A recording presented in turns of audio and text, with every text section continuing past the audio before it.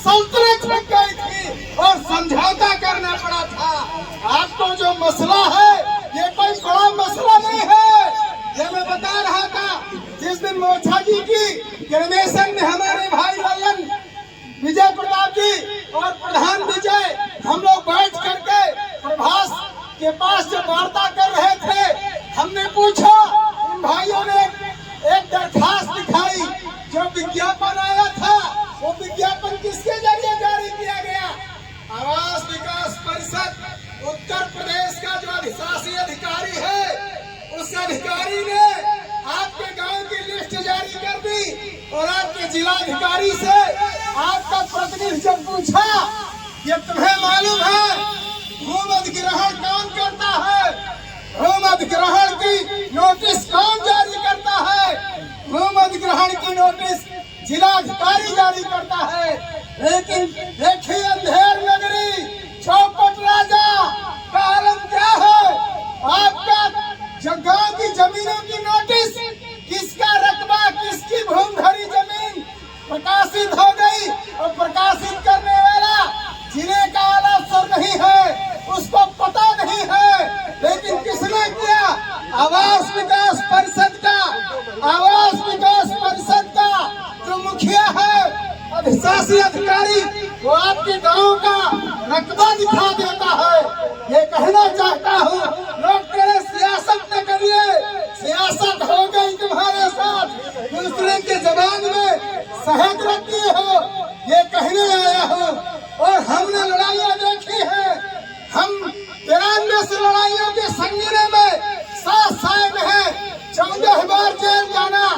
जब मैं engineering college से बाहर आया था तो शिक्षा का निजीकरण हो रहा था, आप बोले नहीं और आपकी जमीनें अब जा रही है। आपके बच्चे कैसे पढ़ पाएंगे, आपके औलादें कैसे गरिमा से जी पाएंगी?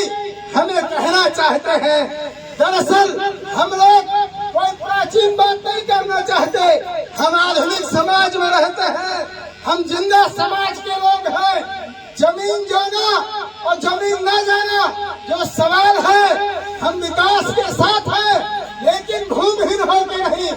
हम विकास के पक्षधर लोग हैं लेकिन अपने पूर्वज और अपने पुरखों की कमाई की नीलामी करके नहीं। हमें जानना चाहता है, हमें बताने आए हैं, हम उस कौम के लोग हैं जो इस देश का पेट भरते हैं। हम सेना से ज्यादा सैक्रिफाइस करते हैं, हम बलिदान देते हैं। हम किसके लिए बलिदान देते हैं कि कल आने वाली नस्लें हमारी जिंदा होकर के सुरखरू रहेंगी इस देश के अंदर। और तुम जाकर के हमको भूमिहीन बनाना चाहते हो कि तिल तिल के लिए हमारी औलादें कल पाबंदी आएंगी और जाकर के इनकी राजगिरी करेंगी। हमारे बच्चे कल इनके बिल्डिंगों में पुताई का काम करेंगे, हमारी बहन बेटियां इनके घरों में चूल्हा चौका बर्तन करेंगी। तुम इस तरह का जो आलम का जो मंजर पैदा करने आए हो, हमको ये किसी तरह कबूल नहीं है। बोलिए इंकलाब जिंदाबाद, बोलिए इंकलाब जिंदाबाद। यह नारा हसरत मोहानी ने दिया था, यह भी बताना चाहता हूँ। ये नारा कानपुर के हमारे जो पुरखे थे, हसरत मोहानी, जिनके सदारत में इस देश के अंदर पहली क्रांतिकारी पार्टी का आगाज हुआ। दोस्तों, हम लोगों की जो मिट्टी है ये हमारी संस्कृति का मामला है। उनकी संस्कृति क्या है? पूजा पाठ करा के मालदार बन जाइए। हर जगह अखाड़े खोल रखे हैं। अखाड़ों का क्या इतिहास है? ये हम लोगों को बंद करने के लिए इतिहास के पन्ने, उसके सफों को जरा पलटिएगा आप लोग। आज कह रहे हैं फलाने अखाड़ा, फलाने पेशवाई। कौन है पेशवा? शिवाजी महाराज के सारे वंशजों को बंधक बना करके राज चलाना। जो कोल्हापुर से पूना से लेकर के सतारा में पेशवाओं ने बंधक बना करके राज चलाया था। इसलिए कहना चाहता हूँ, राजनीति हम किसी पार्टी की नहीं बता रहे, राजनीति मुल्क की जानिए। अगर मुल्क की राजनीति आपको संविधान में लैंड एजुकेशन एक्ट किसने दिया है? Land education act mister land education act parliament के अंदर पास होता है। चाहे तो करिए, नहीं तो वतन के लिए जरूर करिए, इसलिए दरखास्त कर रहे हैं। लोग बोल रहे हैं राजनीति नहीं कर रहे। कल आप लोग जब गए थे सर्किट हाउस में, अगर राजनीति में चुन के न भेजते तो डीएम नहीं मिलता आपको। हम कल हड़ताल करवाए थे, संगम के अंदर सारी नावें बंद करवाए थे। इसलिए कहना चाहता हूँ, राजनीति करिए इंसान की गरिमा के लिए, राजनीति करिए अपनी तहजीब के लिए, राजनीति करिए अपनी सेहत के लिए, राजनीति इसलिए करिए कि सर उठा के जी सकिए, राजनीति इसलिए करिए, राजनीति इसलिए नहीं कि जा करके चाटकार बन जाइए। राजनीति इस दुनिया के अंदर पौले फेरे ने कहा था कि देश के अंदर अगर कौमों को उत्पीड़न से अगर बाहर निकलना है तो आपको 3 काम करने की जरूरत है। जिसका बड़े भाई हमारे राम प्रकाश जी ने कहा कि आप लोग आंदोलन करिए, शांतिपूर्वक करिए। जब बात आपकी न मानी जाए तो जो तरह का आवाज उठाने का अख्तियार हो, उसके बुलंदी के साथ जिंदा जागते हुए नजर आइए।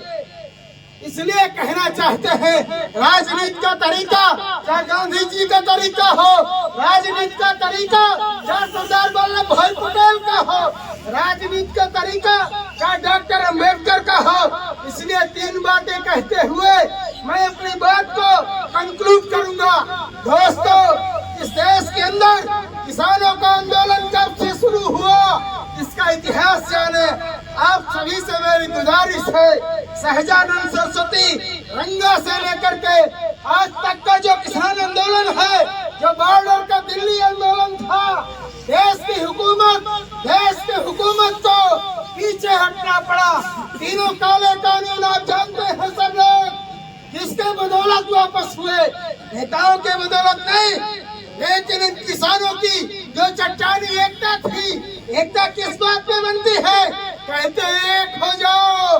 एक होने का आपके अंदर तसव्वुर होना चाहिए, आपके अंदर नेताओं का विश्वास होना चाहिए, आपके अंदर उसका इल्हाम होना चाहिए, इल्म होना चाहिए। एकता के क्या मूल्य है? एकता के मूल्य संघर्ष की कोख से जन्मते हैं और वाणी में आपकी ताकत ज्ञान से आती है। तो किसान संघर्षों का जो इतिहास है उसको आप जरूर जाने। दूसरा, भूमि अधिग्रहण कानून जो 2014 इसका श्याम अभी जिक्र कर रहा था, 2014 का जो कानून बना उसमें क्या है? इसलिए कहने आए हैं कि प्रशासन जिस काम को जिस तेजी से करना चाहता है, प्रशासन की काट है 80% किसानों की अगर सहमति उनके तौर पर नहीं ली गई तो किसी भी तरह का भूमि अधिग्रहण नहीं हो सकता। ये बात आप बांध लीजिए, गांठ बांध लीजिए। उन अफसरों को आपके बीच में आना चाहिए और यहाँ के जो प्रतिनिधि हैं उनसे गुजारिश करिए कि बंद कमरों में बात नहीं होगी, खुले गांव में पंचायत होगी और आप बुलाओ डीएम का गांव में। जो किसान जमीन देने के लिए नहीं तैयार है वो हाथ उठाए, जो किसान जमीन देने के लिए तैयार है वो हाथ उठाए। ये पंचायत होती है। तुम अफसर बैठ जाओगे और कहोगे जमीन एक्वायर हो गई, शर्म नहीं आती? तुम्हें जमीन नहीं है, हमारे वजूद से जुड़ा हुआ हमारी माटी का रिश्ता है। ये कहने आए हैं, आप लड़ोगे तो जरूर जीतोगे, इस बात का विश्वास जरूर दिलाना चाहते हैं। लेकिन लड़ाई का आपको और आपके नेताओं को अगर अफसर से ज्यादा कानूनी आपके हक में जानकारी नहीं होगी, अफसर तो एक मिनिमम पढ़ाई करके आया है, उसका दिमाग में रहता है कि लल्लन भाई तुमसे मैं ज्यादा जानता हूँ क्योंकि मैं डीएम हूँ, लेकिन तुम बदमाशी करना भी ज्यादा जानते हो। डीएम हो तो अपराधी घूम रहे हैं, इसके नाम पे सांप्रदायिक माहौल बनना था उसकी हत्या करा देते हो, और जिसके नाम पे तुमको वोट मिलना है उसकी तुम सिफारिश करके खिदमत करने में लग जाते हो। सियासत जानिए आप लोग। इसलिए कहने आए हैं ये दंगों का देश नहीं है मेरा देश। इस देश में चारों तरफ आलम ये है, बुलडोजर चल जा रहा है।